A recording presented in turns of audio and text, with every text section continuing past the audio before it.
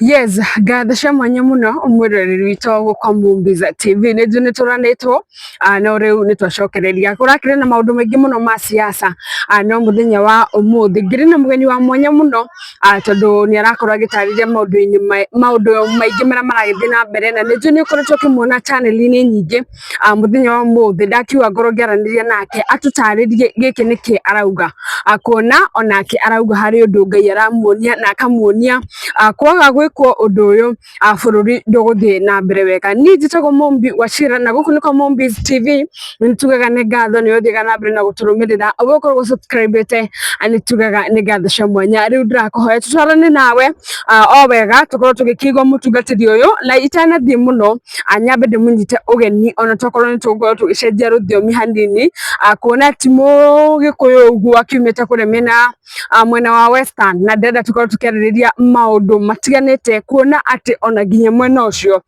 nĩgũkĩrĩ na ndungata cia Ngai iria ciragĩkorwo cigĩkĩarĩrio maũndũ makĩgiĩ bũrũri. Ngũnyite ũgeni, habari yako? Salama sana. Yeah. Huku ni kwa Movies TV.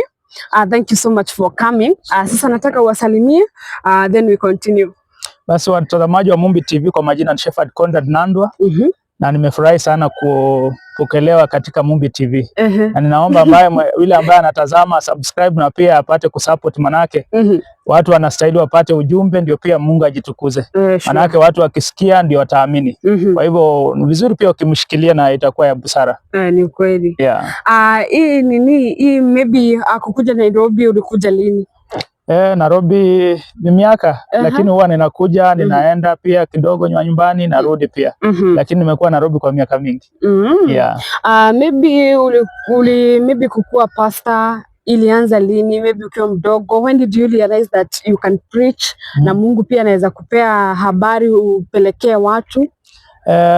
Ninasema unajua nilizaliwa katika Roman Catholic, dini ya Katoliki. Na baada ya pale ndio nikafunzwa dini, nikamaliza hata nikaanza sasa kujifunza kuwa wale vijana wenye wanasaidia Kristo wa Catholic hawa kazi. Lakini baada ya hapo ndio sasa Mungu akaanza kunitenganisha, lakini sikuwa najua ni Mungu, manake ilifika mahali nikaacha kwenda. Sasa nikaata najaribu kujisukuma napata siendi, lakini kwa wakati huo Mungu alikuwa anazungumza nami hata katika ndoto. Lakini sikuwa nikiamka naweza pambanua na nielewe ni nini naendelea. So with the time ndio nikakaa, baada ya kumaliza masomo ya form 4 hapo kuendelea kuanza kwaso na nini. Sasa ndio nikaja nikajiunga na hizi zenye zinajiita Pentecost siku hizi. Baada ya pale ndio nikaanza pia nika realize niko na mwito. Kaanza kufuatilia mwito wangu sasa. Yeah, baada ya hapo ndio Mungu sasa akanitenganisha na dini tena nikaachana na. Yeah. So venye alikutenganisha na dini, saizi sasa uko kivyako wewe mwenyewe? Saizi hakuna dini yenye nina fellowship eti mimi ni wa dhehebu fulani. Yeah, out of denominations. Kwa hivyo mimi ninafuatilia mambo ya ufalme wa amani sasa. Maana yake kule dini unajua ni utumwa. Yeah, dini ni utumwa. Dini is the slave master. So ndio Mungu alinitenganisha. Sasa sijumuiki katika dini lolote, lakini kuna wakati nimekuwa hata nikiwa Nairobi huku, hata nikiwa manyumbani natembelea dini, si tu kwa sababu na fellowship na wao, but ni kujaribu kuona wamefikia wapi na wanaelewa kivipi mambo ya ufalme wa amani. Maana yake nilikuwa natembea na wauliza mapasta hawa, kuna wale wanafahamishwa, hata kuna wenye Mungu anawaongelesha wanaelewa ni nini kinaendelea. Kuna wengi hamwezi mkaelewana, maana yake anaona ni kama unamharibia biashara zake, maana yake pasta wengi hawataki ukweli. Lakini yule mwenye Mungu ameandaa, maana yake wote sio wabaya, kuna masalio wa Mungu ambao wanapenda ukweli na wanafuata ukweli. Sasa unapata ule mtapatana na mtaelewana vizuri. So ndio hivyo iko. Yeah. So kuna wenye maybe tunaweza sema mapasas wengine ni kazi, wengine wanadanganya, wanaonyeshwa. Juu siku hizi tumekuwa na mambo mingi sana. Kuna watu wengi sana wanajitokeza, wanasema mimi ni mchungaji, mimi ni prophet, mimi ni apostle. Na Mungu anasema hivi, if you don't do this, maybe country itaharibika. Unajua sasa shetani pia naye ako na wake. Na ikiwa nitakurifaa katika maandiko, ukisoma in the book of 2 Corinthians chapter 11 and verse 13, utapata pale pia mitume ama watumishi wa uongo wa shetani wanajifananisha na watumishi wa kweli. Na ukisoma verse 14 inasema hata shetani mwenyewe anajigeuza na kuwa kama malaika wa nuru. So wengi, more than 90% ni kazi wanafanya, ni biashara. Na wengi wameendea hata mapepo. Wengi wameingia devil worshiping. wameendea mairisi na nguvu za giza, wako na divination. Manake unajua watu wamepotoshwa nao watu, kwa sababu simu ambao tuko season hii ya mashida mingi na mateso mengi. Sasa mtu akiona anaambiwa mambo yenye namsumbua anaona amefika, lakini ni divination.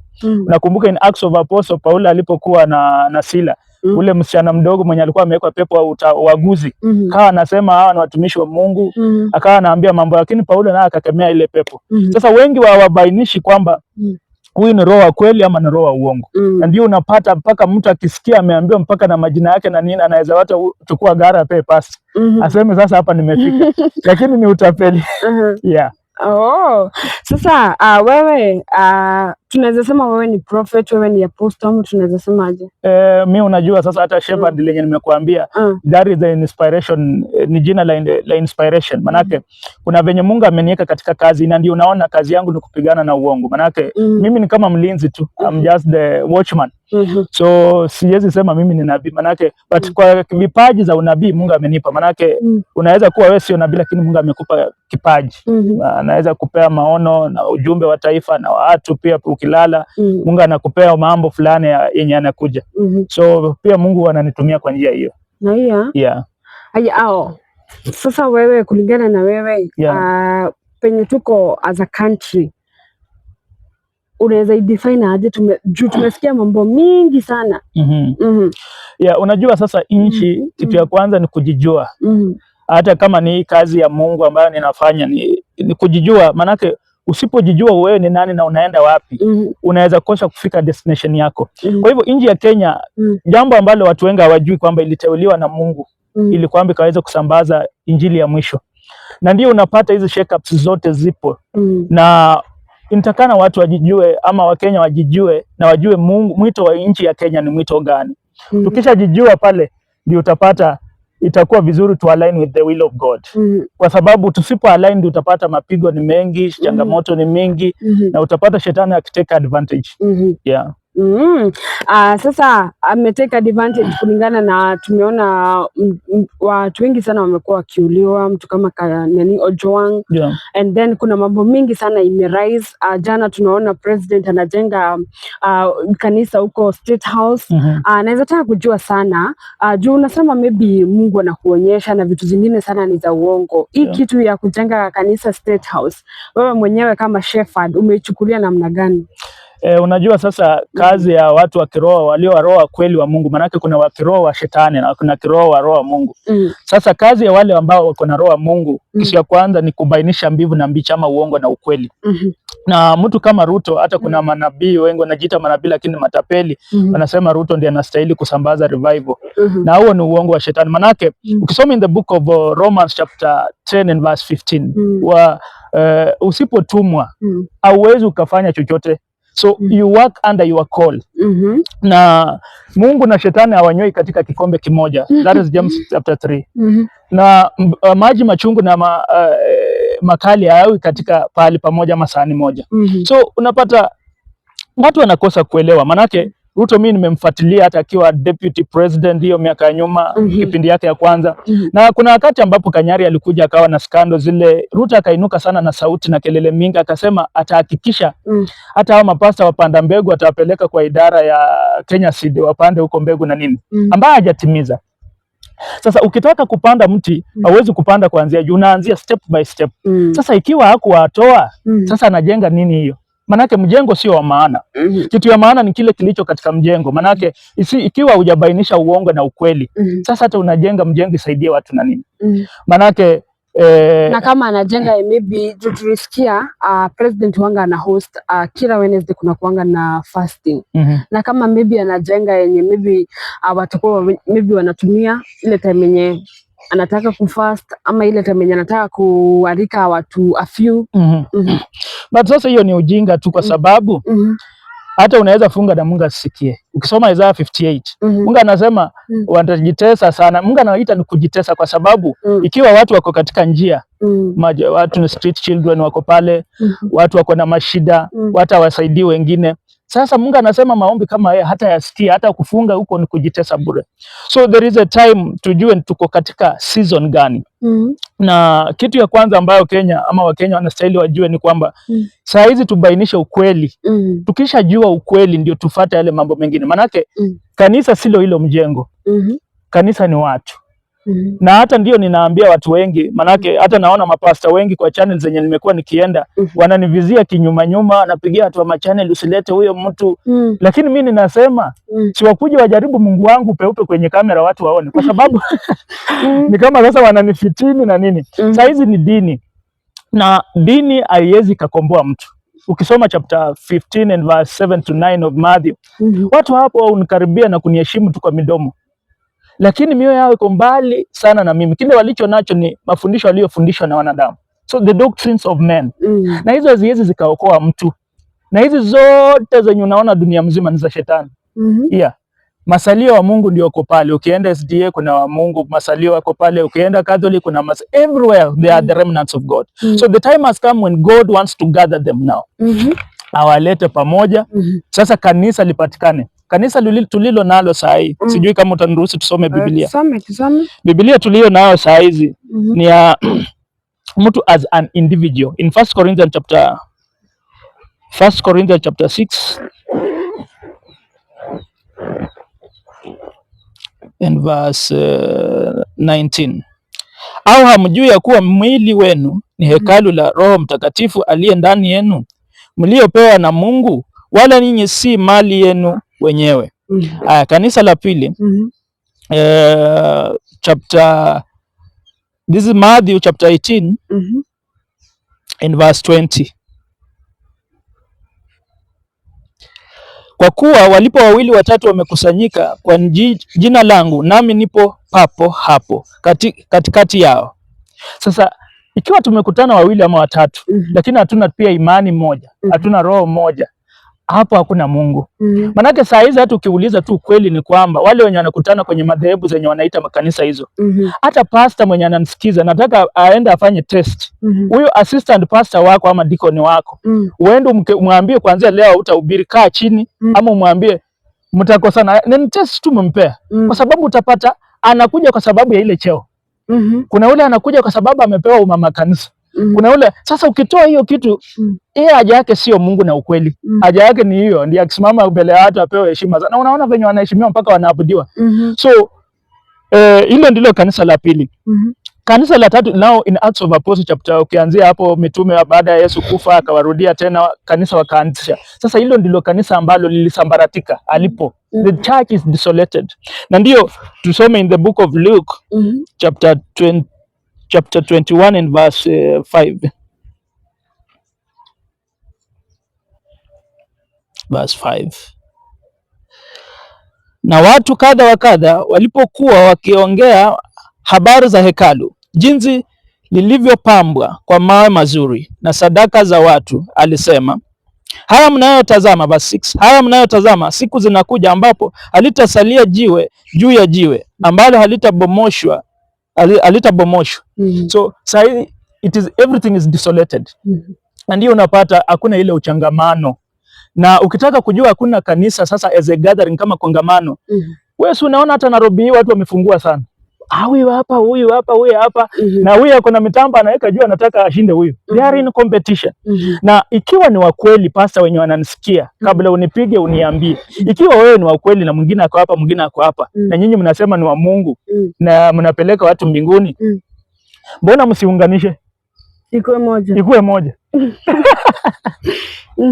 Manake si ni Mungu mmoja. Biblia si wanatumia moja. Mbona wasiunganishe?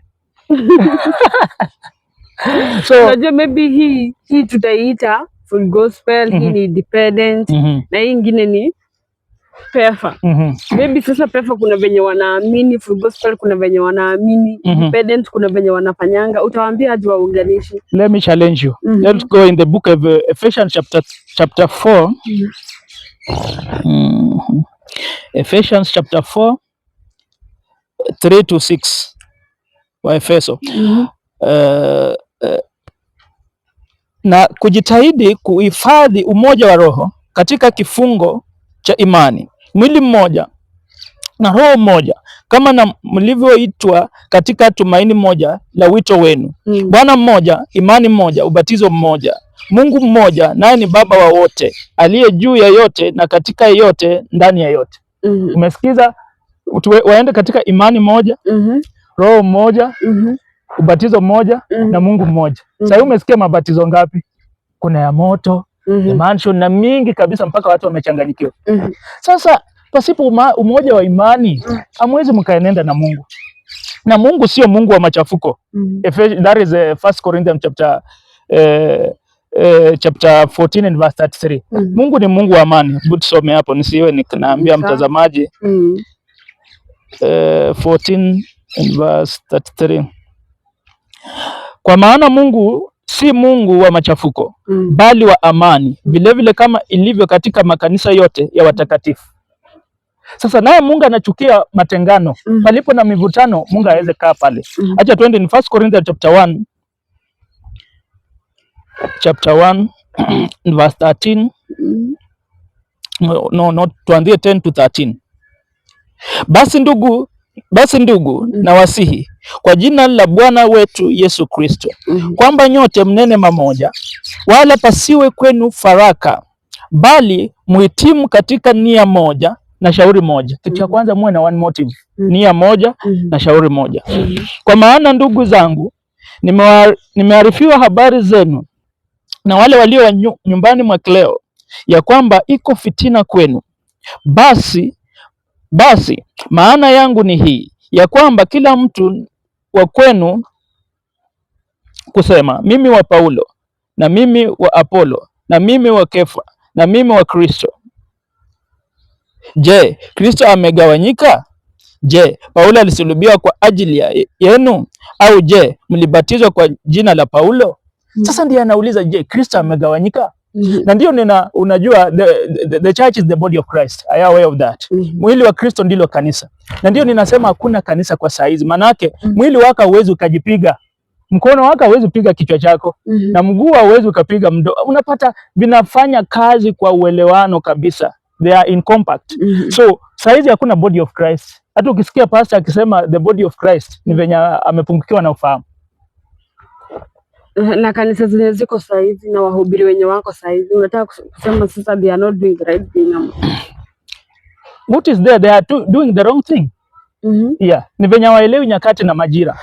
Unajua Kristo aliahidi kwamba there shall be a desolation, kanisa litaanguka, aliahidi. Na unajua Mungu akisema, there is a Job chapter 42 and verse 2, nobody can deprive the purpose of God. Kwa hivyo ilikuwa unabii sasa na unatimizwa, na ndio sasa season yenye tunaenda, Mungu anataka kurejesha masalio yake, the church should be restored. Sasa pastors wenye wanaendelea hata na mahubiri saa hii, they are doing the wrong thing at the wrong time. Ni venye wafahamu, manake hata kama ni wewe hauwezi endelea tu unalima, unafieka shamba, unaendelea tu na hiyo. Si lazima utafieka, utalima, utapanda, imee na uvune. So the time imefika pia ya Mungu anataka kutafuta masalio yake wa kuvuna sasa. Na ndio ninakuambia katika kila denomination, kila mahali kuna masalio wa Mungu. Manake kuna ule anaenda Catholic ama anaenda zile zingine, kuna ule anaenda huku. Nia yake na roho yake ni kwamba anatafuta Mungu. Hajui kama hata ni uongo. Maana yake ukisoma in Ephesians chapter 1 and verse 4, walio wa Mungu aliwajua hata kabla ya kuumba dunia hii. So walio wa Mungu wakati ukifika wakisikia sauti yake wanajua that is the truth. Wanasema na kweli tumepotea kwa muda mrefu. They will now gather. Maana yake Yesu alisema in John chapter 10, kondoo wake wanajua sauti yake. Na kuna mwingine alinichallenge mahali akasema sauti yake, usitarajie utasikia sauti ya Mungu kutoka juu. Mungu ako na watumishi wake. Maana Mungu hata shuka hapa umuone. Mungu anatumia watumishi wake walio na roho wake. So palipo na ugomvi, hakuna venye wanaweza tembea na Mungu. Mungu penye kuna kuvutana, wivu na nini, Mungu hawezi kutembea. Na ndio unaona hata hizo ukitaka kujua hizo kongamano zao zenye wanaita kanisa, so hata mwezi wanaenda wanaiba huko. So umesikia hata mwingine huko Mombasa watu waliiba sanduku la agano. Wengine unasikia wanaiba, kuna watu wanafanya vituko kule. Wangekuwa na Mungu, mbona hizo zitendeke? Na wakati wa Peter kulipokuwa na kanisa sasa, hata Anania kudanganya tu alikufa. Sasa uniambie hapa hakuna Mungu. Mungu hakutuna masalio yake mmoja mmoja. Lakini wangekuwa kuna imani mmoja na roho mmoja kwenye tunaelekea, hata uwezi danganya. Mungu ana deal na wewe hapo kwa hapo. Yeah. Na sasa nimeona mabishop wengine wamekuwa wamekatana na president kujenga kanisa pale State House. Is it against the will of God ama the will of people? Unajua there is the will of God and the will of people. Na mara mingi the will of people is against the will of God. Na ndio hata unapata wakati ambapo Waisraeli walikuja wakataka mfalme wakapewa Sauli. It was against the will of God. Lakini kwa sababu walitaka, Mungu akawapea. Na ndio hata katika in 2022 there is nilikuwa nafuatilia manabii, watu wanatoa ujumbe ambao Mungu amewapa. Nikawa nimekutana na ujumbe mmoja kwamba Mungu alikuwa amekataa Wakenya wakiona sanduku za kupiga kura watoroka na wapige nduru sana wasipige. Sasa watu wengi nikawa naona comments, watu wakawa against huyo mtu wa Mungu mwenye alikuwa anazungumza. Wakaona because wamezoea tu kura, hawajazoea kitu kingine apart from that. Lakini naye Mungu akosolewi. Sasa hiyo wanapiga hiyo kelele. Si wanapiga. So there are things ndio hata ninaambia watazamaji, before you decide ama judge, take time to examine. Me I'm among the few wenye waliona huyu mtu he has a message. Na hata bishop wengi sasa ndio wameanza kujidanganya tawakuwa na Ruto. Walikuwa wamelewa kwa pesa. So wanaimba wakati walikuwa wasaidia Ruto. Ya Ruto. But me and a few people tulijua Ruto is a judgmental president. Na ndio unaona anafinya wa Kenya ni farao kabisa. Amekaza nati. But ungeambia hata mapasta wengi Ruto anadanganya watu wangekumaliza. Wewe unatuambia nini? Manake wanaona pesa hawaoni Mungu. So Ruto is oppressing na Wakenya kabla nitoke kwa hiyo mambo yake ni sawa. Wakenya wawe macho sana. Hata kule nyumbani nimeona kina Matiang'i wameenda, kina Eugene wameenda. Unajua I as the servant of God have nothing to do with the partiality. Siwezi nikaonea ama kusema mtu kinyume kama kwa mapendeleo na nini. Waluya wenzangu wasidanganywe. Hata hao wenye wanaona ni wazuri hawatawasaidia. It is outdated. Manake mazuri gani watawaletea? Haya, watu wanaenda na huu ujinga sijui ya kingpin na nini. It is just ujinga wa shetani. Manake hata ukienda kwa kina Uhuru Kenyatta, kuna watu wanateseka mpaka saa hii. Ukienda kwa kina Kibaki watu wanateseka. Ukienda kwa Moi kuna wale bado wanateseka. Wetangula na naniwe Mudavadi wa kwetu bora wakule washibe hawana shida. Watu bado wanateseka. So Waluya na dunia mzima wajue kwamba hii mambo ya demokrasi imetutesa sana. Na haitatusaidia na ni ujanja wa shetani. Do you know that democracy ni ya shetani? Do you know that? The Bible says in the book of Luke chapter 11 and verse 11, Luke 11 and verse 17, the kingdom of God, not the... Kila ufalme ambao umefitinika huwezi ukasimama. Na nyumba dhidi ya nyumba ufanyiwa uanguka. Na shetani amegawanyika na ufalme wake huwezi fanya nini? Huwezi ukasimama. Acha tusome pale. Tupate kuelewa. Luke 11 and verse 17 to 18. Naye akajua mawazo yao, akawaambia, kila ufalme uliofitinika wenyewe kwa wenyewe ufanyika ukiwa, na nyumba juu ya nyumba huanguka. Basi ikiwa shetani naye amefitinika juu ya nafsi yake, ufalme wake utasimamaje? Kwa kuwa ninyi mwasema kwamba mimi natoa pepo kwa Beelzebuli. Acha tusome kwa Kiingereza tuja. But he, knowing their thoughts, said unto them, every kingdom divided against itself is brought to desolation, and a house divided against a house falleth. If Satan also be divided against himself, how shall his kingdom stand? Sasa ufalme wote ndio nimekuambia kwa saa hii hakuna kanisa, na unajua kanisa ni ufalme. Sasa hawezi wakaenda na Mungu, manake wamegawanyika. Na ndio unaona hata Paulo alionya Acts of Apostles chapter 20 and verse 28, akaonya akajidhari, mjilinde nafsi zenu na mlinde lile kundi ambalo ni kanisa ambalo Kristo alinunua kwa damu yake. Akasema ninajua baada ya kutoka kwangu mbwa mwitu watakuja, mbwa mwitu wakali watakuja, wasirumie kundi. Na hapo ndio kanisa lilianza kuanguka. Wakaanza kutawagawanya. Hata ukienda kule Judaism ilikuwa divided I think into two, kulikuwa na Pharisees, scribes. Lakini sasa kumekuwa na migawanyiko mingi sana na inaendelea. Hata nilisikia pasta mwingine wa kule Kakamega akilia eti wamezuiliwa wasiregister, anataka. Sasa pasta unataka kuregister ifanye nini? Ikiwa hata zenye hazika hazisaidii, mnataka kuongeza utumwa wa nini? So umesikia ufalme wa shetani umegawanyika. Na democracy hii yenye wanasifia Raila, ambaye Raila ni slave master, haijasaidia chochote. There is nothing democracy has achieved. Maana unaona sasa hata vijana wakijieleza wanasema there is freedom of speech, lakini atatafuta usiku anatekwa nyara. Sasa imesaidia nini? So unapata ni mizunguko tu ya shetani anazungusha watu. Na democracy unasikia ODM, kuna Jubilee, kuna nini. Mkikuyu anaua Mluya kwa sababu Mluya ni ODM. ODM anaua wa Jubilee ama Wiper na nini. So unapata people cannot live in harmony kwa sababu they are divided they are divided in their minds. Mawazo yake huyu amekataa, hataki huyu, na huyu hataki huyu, na ndio unapata shetani anatumia hiyo platform kutawanya watu. Kwa hivyo Wakenya, kama bado mnadanganywa atichukua kura, na hiyo ni uongo wa shetani. The time has come now, focus unto God. Msikize sauti ya Mungu, Mungu anataka nini? Hapo ndio kuna pumziko peke yake. Na sasa juu Wakenya wengi unajua kuna ile time yenye you always feel you are down. Sometimes you feel you are down. Yes. Na sasa place unaweza kimbilia ni kanisa. Na sasa wewe umekuja kusema ni utumwa. Sasa Wakenya wanafaa wasikize nani ama waamini? You know, uongo huwa mtamu. Na unajua the problem with the humanity, unajua hakuna mtu anapenda majaribu. Na majaribu hata pia mimi naogopa. Mwili unajua ni mdhaifu. Hata Yesu alisema roho inatamani, lakini mwili umeogopa. Na afadhali ukijua njia. The thing is, ukitoka hapa hata ukiwa unaelekea mahali kwenye unajua, tuseme unaenda Thika, in mind unajua Thika, hata chenye kitatokea hapa katikati kiwezi badilisha mtazamo wako. Shida ni watu wanataka shortcut. Watu wakisikia uongo ndio wanapenda. Na kule hata kwenye wanakimbilia kwenye madhehebu kule ni kwa kuponya majeraha ya watu wa Mungu kwa juu tu. Uko na kidonda, kiko na usaha ndani lakini nje kimekauka.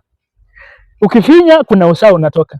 Sasa kwani sio itakuua? Maana kidonda kinaendelea kwenda ndani. Si ni afadhali uende sasa kwa njia, hata kama hii itaenda polepole lakini ni njia yenye uko na uhakika itakupeleka. Manake the kingdom yenye unasikia ikiongelewa sana moso kwa Mount Kenya people, the udhamaki wa Dayo. Now that is the redemption, that is the restoration of the church. Sasa ndio Mungu arudie watu wake na watu warudie Mungu.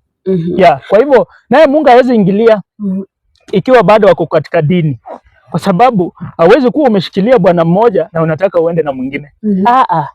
So ndio yenye inasumbua watu wengi, yani wanataka ku double deal. God don't work with double minded people. Na hata mwenyewe anasema in James, ukisoma I think James chapter 1:6 ukiendelea hapa, anasema mtu kama wewe atapokea kitu kwake. So the time has come watu waache ku double deal.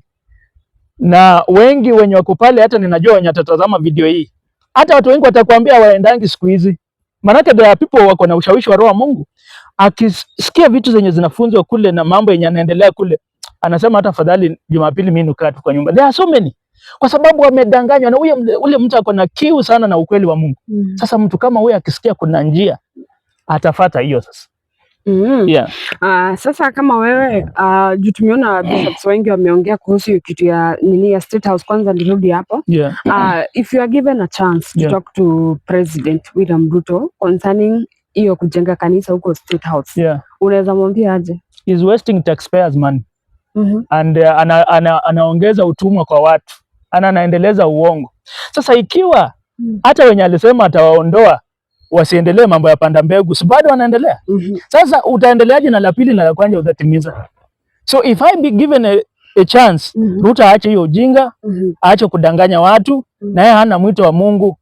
Manake ikiwa hajasuluhisha mambo ya kimwili yenye mahitaji ya watu yenye wanataka, ya kiroho atasuluhisha aje? Manake ya kiroho ndio makubwa. Sasa ya kimwili njaa bado inazungusha watu.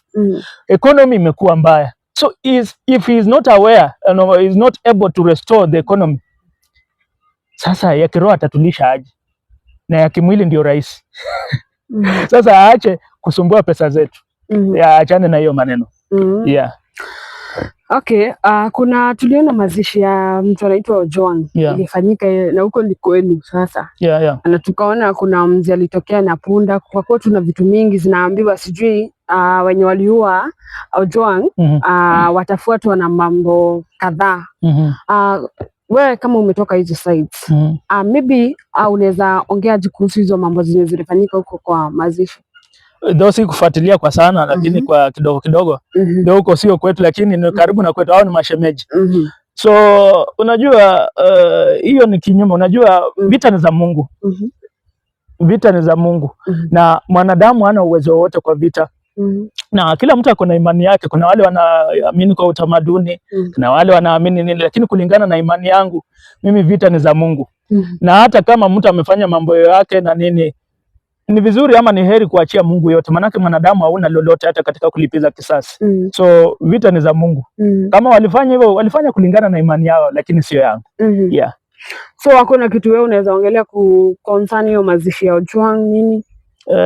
What I can say that pengine chenye naweza ongelea tu kulingana na mauaji yenye yanaendelea, if I can comment on that. Ni jambo ambalo pia Mungu alikuwa amenifunulia. Hata nakumbuka juzi akanifunulia like 2 weeks back.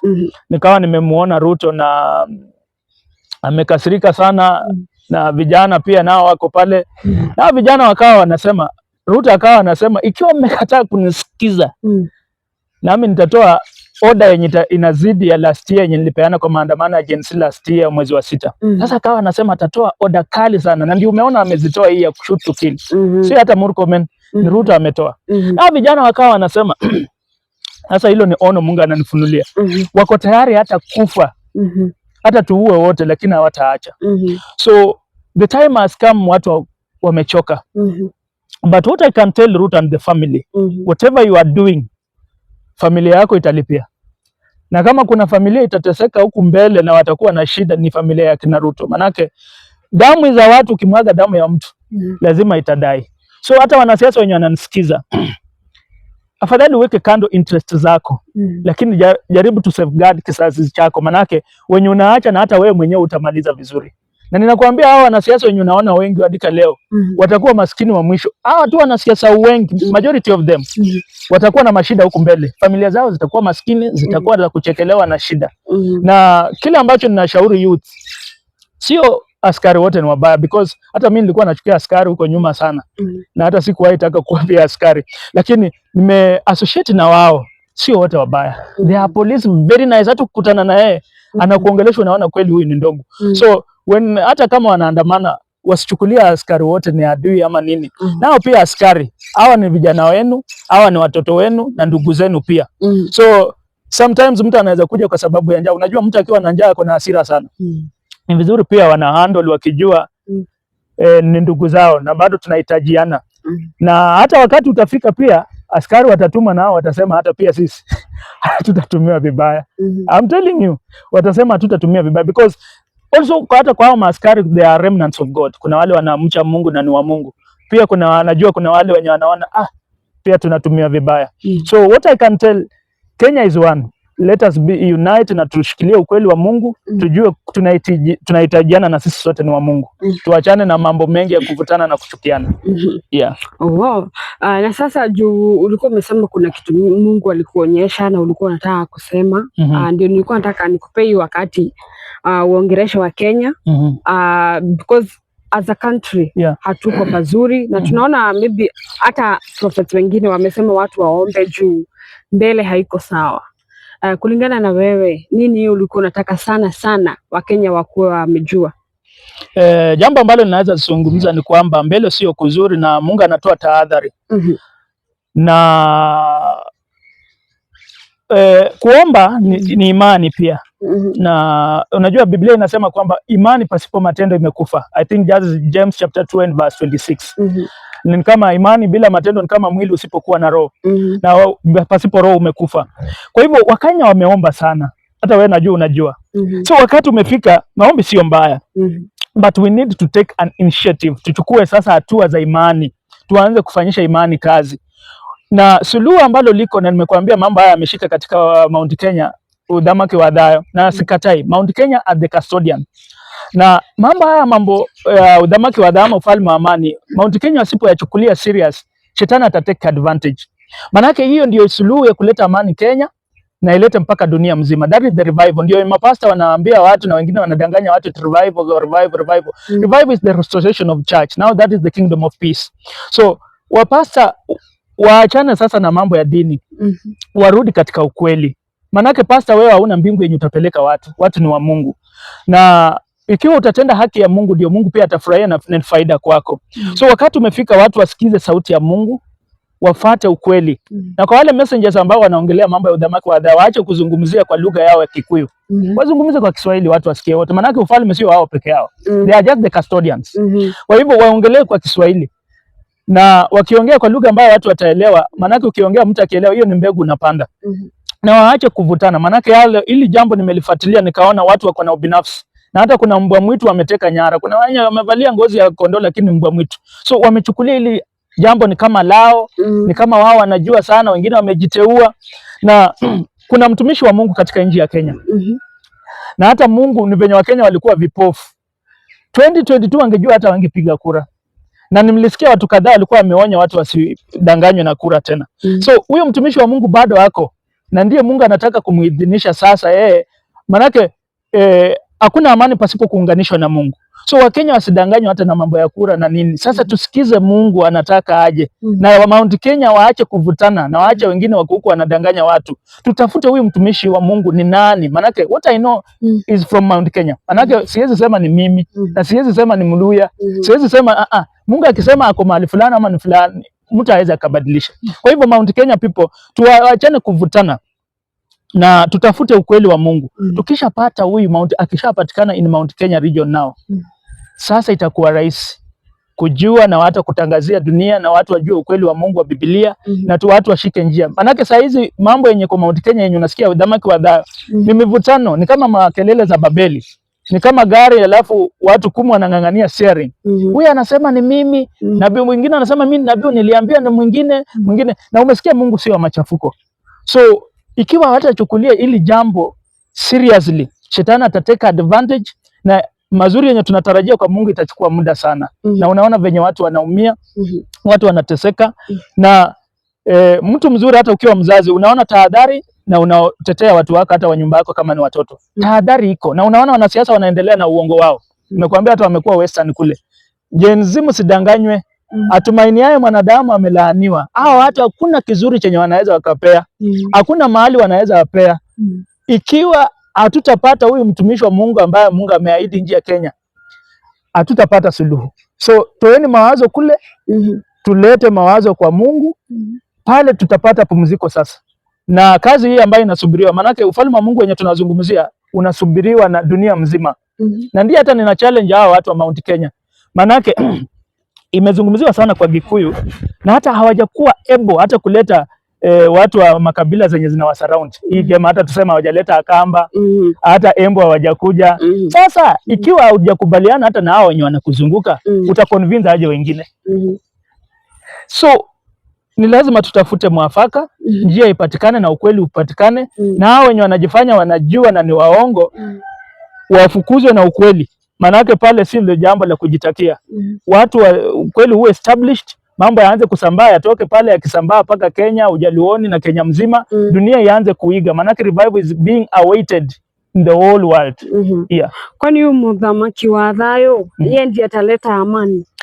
Huyu sio mdhamaki wa adhayo, huyu ni udhamaki wa adhayo. Udhamaki ndio ufalme, sio? Na mdhamaki ni mfalme. So mdhamaki wa adhayo is the prince of peace. Ukisema huyu mwenye atakuja ni mdhamaki wa adhayo, that is a blasphemy. Huyu atakuwa tu mtumishi wa Mungu, wa kusaidia Mungu kufanya kazi kupitia kwake kwa ajili ya ufalme wake. But mdhamaki wa adhayo is prince of peace. Huyo ni Yesu Kristo ambaye ni Mungu. Sasa ukisema mtu atakuwa mdhamaki wa adhayo, that is a blasphemy. Yeah. Na sasa akikuja watu watajua aje ni yeye? Unajua Mungu naye kazi yake ni ya kipekee. Na mti hujulikana na matunda yake. Maana yake mchunga hauwezi kuzaa papai. Na akikuja watu watamjua kulingana na matunda yake. Maana yake kazi ya Mungu najua hata hajafunulia mimi peke yangu. Imagine mimi ni Mluya lakini nafuatilia. Hata najua Kikuyu wengi wanashangaa hii mambo huyu naye. Because I've been pursuing it for years now. Na nilipopata hata nazungumzia kwa social media nikapay attention kabisa. Sasa nikaanza kuona manake hakuna mahali imezungumziwa mambo ya ufalme wa amani Kenya hii kama Mount Kenya region. So huko ndio imezungumziwa. Sasa nikajua ni huko. So ndio kazi ya Mungu najua ifanyike kwa wakati mmoja. Ni gradually pole ikienda. So wakati huo ukifika ama akikuja, kuna watu wa Mungu amewaandaa, watajua ni huyu. Manake pia yeye atakuja, matunda yake yatabainika na watu watajua ni yeye. Ya, na ndio nakwambia hata kuna kule na nasikia kuna kadhaa wamejiita ni wao. Lakini unajua huwezi sema ni wewe, lazima ukubalike mbele ya watu pia na mbele ya Mungu, because hili silo jambo la mtu kibinafsi, ni jambo la kitaifa na dunia mzima. Yeah. Wow. Na sasa tukimalizia, maybe wewe unapanga kuwa ukiongeresha Wakenya maybe kupitia venye Mungu atakuwa anakuambia, ama maybe wewe umepanga aje? Unajua mwenyewe Paulo alisema mimi ni mtumwa wa Kristo na pia mimi ni mtumwa wa Kristo. So I'm just a vessel. Na I cannot go beyond venye Mungu anataka. Mimi ni chombo tu. Na wakati Mungu anataka ni asilisha ujumbe, ninaasilisha. Na moso hata mimi niko Nairobi hii. There is nothing I'm doing. Siwezi nikakwambia ati kuna shughuli zingine nafanya. I'm pursuing the kingdom. Na unajua ufalme uko na gharama ukitafutilia. Kwa sababu hata Yesu alisema ukisoma Mathayo 13 to 44 to 48 itabidi uache hata mambo yako. It is a treasure. Na ni jambo ambalo itabidi uweke commitment kubwa sana. Na ndio unapata mimi sielewi Kikuyu sana, lakini ukiongea unajua Kikuyu ni Bantu, kuna mambo nasikia mtu akiongea akiendelea sana nitaelewa hata anaongea nini. But sasa ku follow at the video fluently sometimes inabidi unaleta rafiki kuja uniangalie unisaidie kufafanua hiyo wewe anasema nini. So ndio hata nimesema waongee kwa Kiswahili because it give me hard time. Na ufalme ni wa watu wengi, so wakirahisisha hata lugha itakuwa rahisi na watu watapata kuelewa. Kwa hivyo mimi niko tu pale na ndio naona mimi na tofautiana na watu wa Mount Kenya, yani ninaona ni kama wanapotosha watu. Sikatai ufalme utaanzia kule. They are the custodian. Lakini sasa wanapotosha watu. Manake nikiambia hata Waluya kuna ufalme utaanzia kule Mount Kenya na kuna watu wanakuja unasikia kuna mirengo karibu 5. Si hataona mimi nimeguruka. Kuguruka ndio kuwa kichaa. Wataona nimeguruka. Kwa sababu hii ndio unaona nina emphasize na ninawaambia wasiendelee kupotosha. They have to put their house in order. Unajua nyumba inajulikana na mwenye anakaa pale. Sure. Na ndio inatakana haya mambo tukipata huyu mfalme wa amani. Yeye ndiye hata anajua siri za Mungu. Si yeye ndiye anakaa kikao na Mungu katika mambo ya roho. Atakuja sasa tuambie ni nini Mungu anataka. Na ndio hata ninasikia wengi wamejipanga. They are wasting time. Because ni kama umepata gari na una ufunguo. Hata gari yenyewe hujapata. Hata tuseme gari umepata. Yaani ni kama kusema kitu yenye haiko. Kwa sababu mimi Nandwa ukiniambia tu mfalme ako kule. Tumepata ni huyu. Mimi Nandwa sijafikiana na yeye. Hatuwezi ndanda. Lazima pia mimi nitajajes kwa sababu Mungu ameniandaa na niko na roho ya Mungu. I have to discern. Na watu wengine wanangoje. Wewe huwezi toa hapa mfalme useme sasa ndio huyu ametoka Mount Kenya umpeleka Kakamega ndio huyu. Si wataona hizi ni ujinga. So this is a public matter.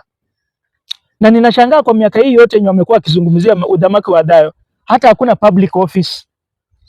Na unajua huwezi weka ofisi kama mjapata mwenye anastahili aweke ofisi. Na hata kama kuna ofisi pengine mimi sijui kule ni hao tu pengine ya watu wawili watatu kukaa na kusema kuna ofisi. But this is a public matter. Yenye inastahili watu hao wamekubaliana.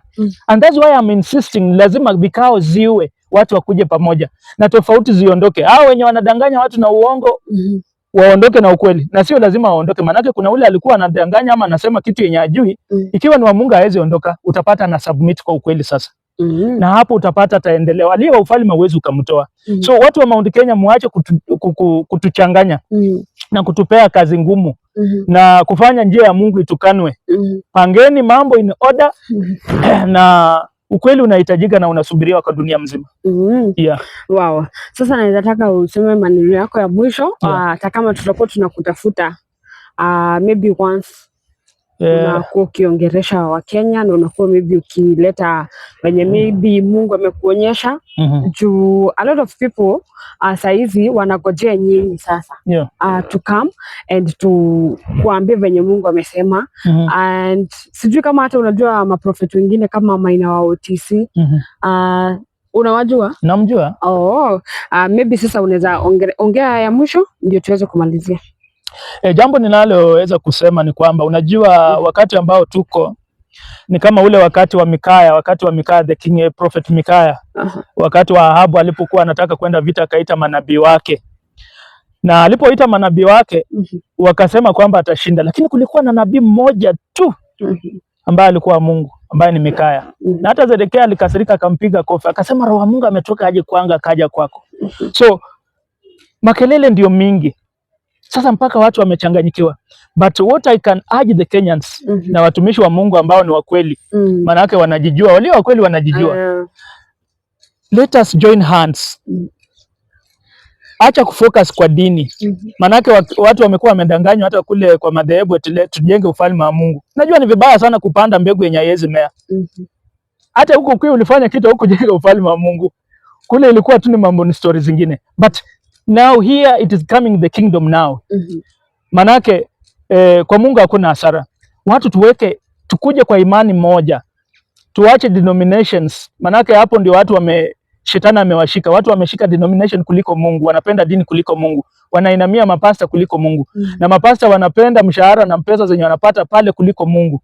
So watu waache zile vitu zenye walikuwa wanapenda, wapende Mungu kwanza. Tutafutilie huu ukweli uko wapi na tutafutilie huu mtumishi wa Mungu ako wapi. Manake tusipopata mtumishi wa Mungu ambaye Mungu aliahidi nchi ya Kenya, shida bado zitaendelea. Na ninajua mahali aliko, unajua ni kawaida ya Mungu kuficha. Najua hata pia yeye penye yake anajijua, lakini Mungu amemficha. Sasa ni sisi wa Kenya pia tulitafutilie kusoma Proverbs chapter 25 and verse 2. Ni utukufu wa Mungu kuficha jambo na ni utukufu wa mfalme kuchunguza. So kazi yetu ni tutafutilie huyu mtumishi wa Mungu ako wapi.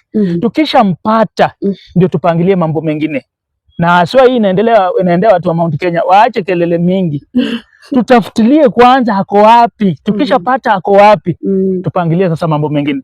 Hata mimi nikitoka hapo nikienda Kakamega nitaambia bana befwe umuruchi aleli ya Nyasaye arera twende sasa tufate njia ndio hiyo. Lakini kukiwa kuna hiyo mchanganyiko yote hizo ni kelele za Babeli na hakuna mahali zinatupeleka.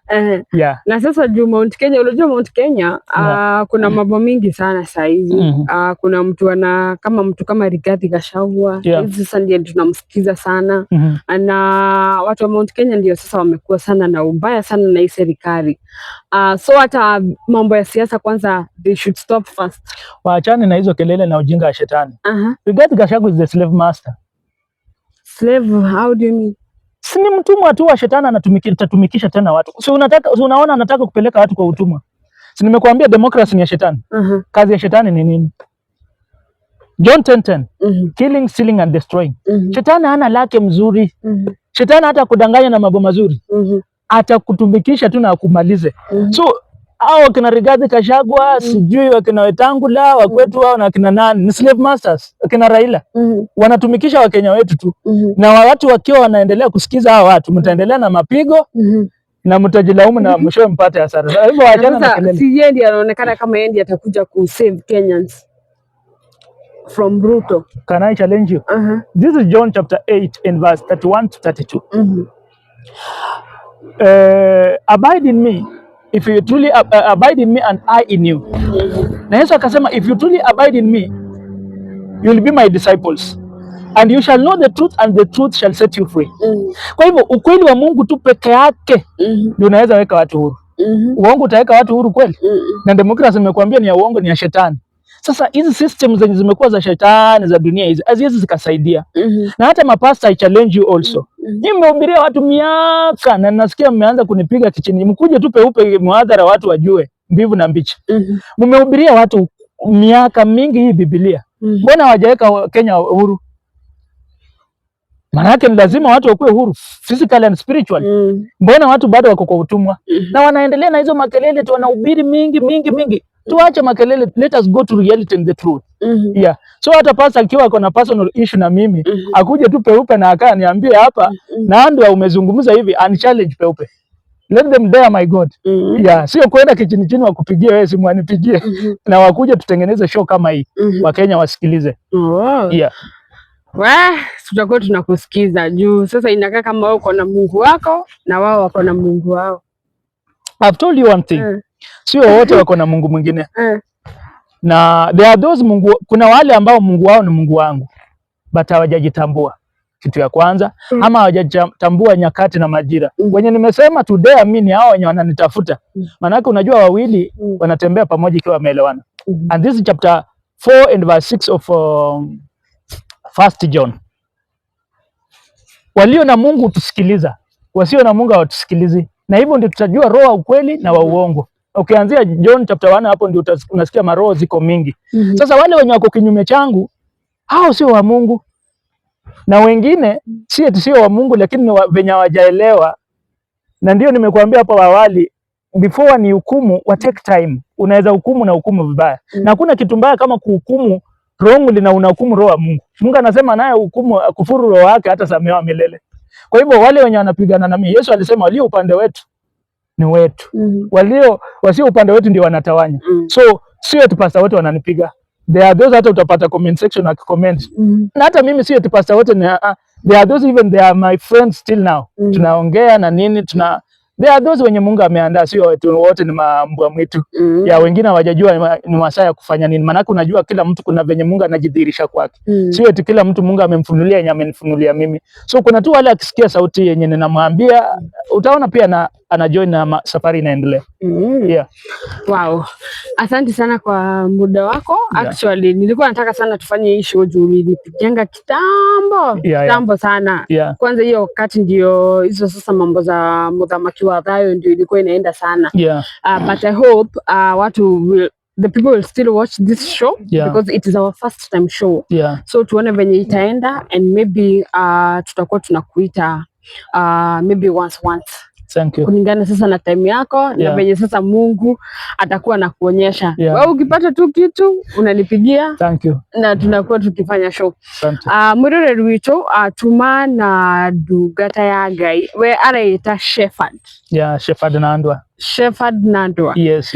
Na nitu hostaga Prophet kwa Movies TV, nitu hostaga mundu wothe ngikorwo na ndumiriri ya Ngai, na nikio tugikoretwo tukihost Shepherd Nandwa agukonerera we akiri na woni wake wa ikinya ni maundu ma bururi ona maundu maya mangi, kuona we akiri against ringi uria ahunjere ngi magikoragwo magikiuga, no nituguthie na mbere na gukikorwo tukienda ndeto ino tondu gukiringana na witikio wake ni ati atungatiria mweno marakihenia andu nginya thaici, na ngwiciria tukurikiria hau mwiroreri witu kungikinya ni wathomo kaundu kana ringi gatana gukenia ona kana ringi gagukenia, no ukorwo gitwandikira hau mwena wa comment section, na kuringana na we witikio waku ona kana ona ure bururi uragithii na mbere andu makiagirire gukorwo magithikiriria u kuona thaici andu nyingi muno mareyumiria makauga no undu wa bata ni gwikara tukihoyagira bururi witu, na ngwiciria tukurikiria hau mwiroreri witu nginya hindi wengi ngiguthaitha wakirikagia kuona video citu we uta subscribe ite make sure you subscribe, na oho ni uragitusigira comment yako comment section ini ni koragwo ri ya bata muno, ni tumaga tumenye kuria direction ira tugukioya ona kana show igukihanaga atia.